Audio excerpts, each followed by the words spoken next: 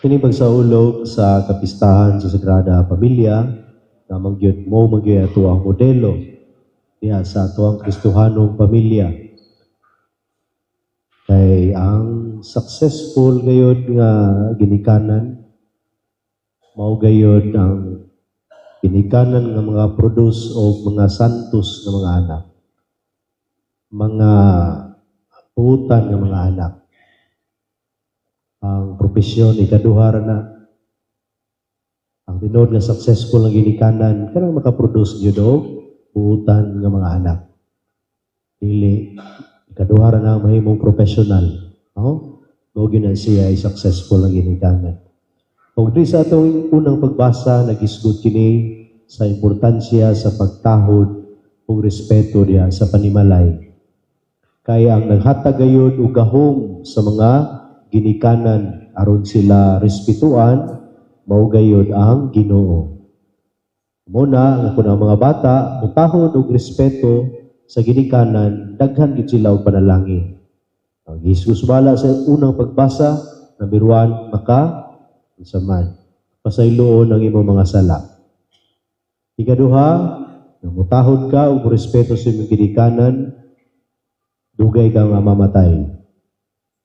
Ikatulo, kung mutahod og respeto ka sa imong ginikanan, malipay usab ang imong mga anak. Kung ikaw mo ay sundon usab sa imong mga anak, modelo ka. Kung matigulang po ka, atimanon po ka sa imong mga anak. Sama sa imong pagatiman sa imong mga ginikanan. Pero, kung dili ka mutahod og respeto sa imong ginikanan, daghan yung mga alaot ng mga butang. Isama kini sa wala po nimo pagtahod og respeto sa Ginoo.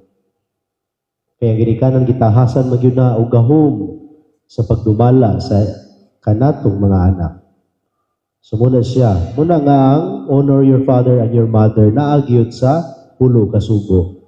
Importante kayo siya. Kay mutahod ka, adunay panalangin. Pero magsigi ka o sukol sa imong ginikanan, maalaot yun ang imong kinabuhi. Kaya ganang gahom, ganang katungdanan, nga imong nadawat, sa pagtahod, gikan ka na sa Ginoo. No, gikan ka na sa Ginoo. Sumukini siya ang gisgutan sa unang pagbasa. Ang ikaduhang pagbasa, nagisgut kini nga ang pamilya hiusahon gayud sa gugma kansang kalinaw nga gikan ni Kristo mao gayoy magpasulabi usahay diya sa pamilya makasukol puning mga anak, no? Naapod siguro usahay nga naagid punto ang mga anak. O naapoy limitasyon ang ginikanan, no? Nasipyat pun siya.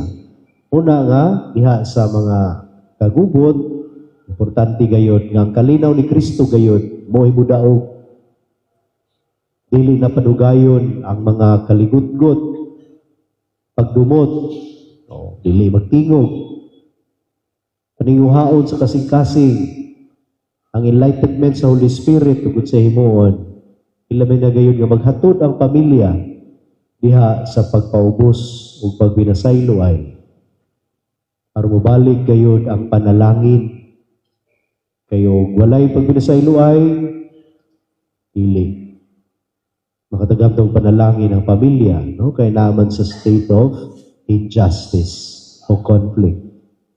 Sumuni nga, ang kalinaw ni Kristo gayon.